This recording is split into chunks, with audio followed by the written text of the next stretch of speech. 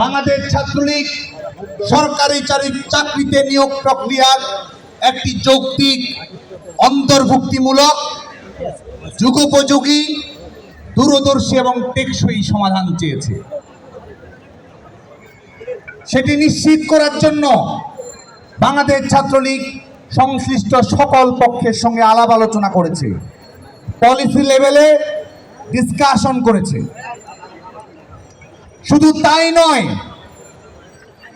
কোটা সংস্কার কিভাবে হতে পারে সেজন্য সাধারণ শিক্ষার্থীদের কাছে আমরা মতামত চেয়েছি। আমরা পলিসি অ্যাডভোকেসি প্রোগ্রাম এবং ডোর টু ডোর ক্যাম্পেইন চালু করেছি। আমরা সাধারণ শিক্ষার্থীদের কাছে লিফলেট বিতরণ করেছি, তাদের কাছে ফর্ম দিয়েছি, মেইলে, ওয়েবসাইটে আমাদের অসংখ্য মতামত এসেছে, যেখানে তারা বলেছে কিভাবে একটি যৌক্তিক সংস্কারের রূপরেখা তৈরি হতে পারে। বাংলাদেশ ছাত্রলীগ ধারাবাহিকভাবে সাধারণ শিক্ষার্থীদের মতামতের আলোকে একটি যৌক্তিক প্রক্রিয়ার দিকে অগ্রবর্তী হয়েছে। বিপরীতে আজকে বাংলাদেশে কোন রাজনীতি কায়েম করার চেষ্টা করা হচ্ছে? আজকে এখানে যারা আছেন শুধু তারা নয়, যারা সাধারণ আন্দোলনকারী, যারা প্রফেশনাল আন্দোলনকারী, বাংলাদেশের বিভিন্ন শিক্ষা প্রতিষ্ঠানে পড়ছেন, তাদের সবার চোখে চোখ রেখে আমি প্রশ্ন রাখতে চাই। শিক্ষার্থীরা দাবি করেছিল 2018 সালের প্রজ্ঞাপন পুনর্বহাল করতে হবে।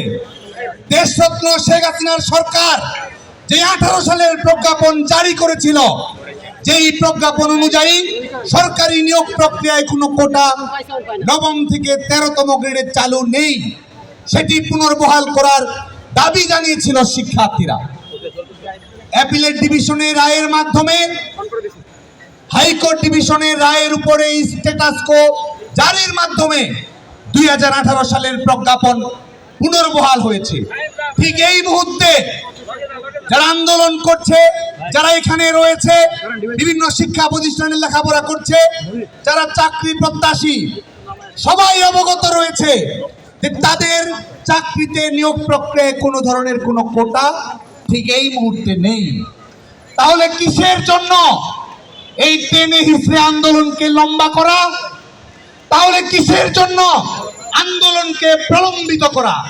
শিক্ষার্থীরা যেটি চেয়েছে সেটি বাস্তবায়িত হয়েছে, তারপরও কিসের সব রঙ্গতামাশা আজকে বাংলাদেশের রাজপথে মঞ্চস্থ করা হচ্ছে? যারা বৈষম্য বিরোধী ছাত্র আন্দোলনের প্ল্যাটফর্ম গড়েছে, তারা বলেছিল 2018 সালের প্রজ্ঞাপন যদি পুনর্বহাল হয় তাহলে তারা সরে আসবে। প্রজ্ঞাপন পুনর্বহাল হয়েছে, তারা কি রাজপথের নৈরাজ্য থেকে সরে এসেছে? সরে আসেনি, বরং উস্কানিমূলক কর্মকাণ্ড দিয়ে আমাদের মহান মুক্তিযুদ্ধের চেতনাকে কটাক্ষ করে তারা রাজনৈতিক কর্মকাণ্ড পরিচালনা করেছে। যখন 18 সালের প্রজ্ঞাপন পুনর্বহাল হলো, তখন তারা কমিশন নাটক এবং পরবর্তীতে জরুরি সংসদ অধিবেশনের হাস্যকর কথাবার্তা বলছে। আমরা প্রশ্ন রাখতে চাই, তারা কি সাংবিধানিক শাসন সম্পর্কে ন্যূনতম ধারণা রাখেন না? তারা কি আইন বিভাগ, বিচার বিভাগ, নির্বাহী বিভাগের পার্থক্য সম্পর্কে অবগত নন? তারা কি রাষ্ট্রের 3 অঙ্গের মধ্যে যে স্বাতন্ত্র রয়েছে সেই স্বাতন্ত্র সম্পর্কে তাদের সুস্পষ্ট ধারণা নেই? তাহলে আজকে গোটা বাংলাদেশ ব্যাপী এই অনাকাঙ্ক্ষিত পরিবেশ, এবং এই অনাকাঙ্ক্ষিত পরিবেশ কোথায় গিয়ে থামলো? শিক্ষার্থীরা কোটা সংস্কার চায়, শিক্ষার্থীরা যৌক্তিক কোটা সংস্কারের কথা বলেছে।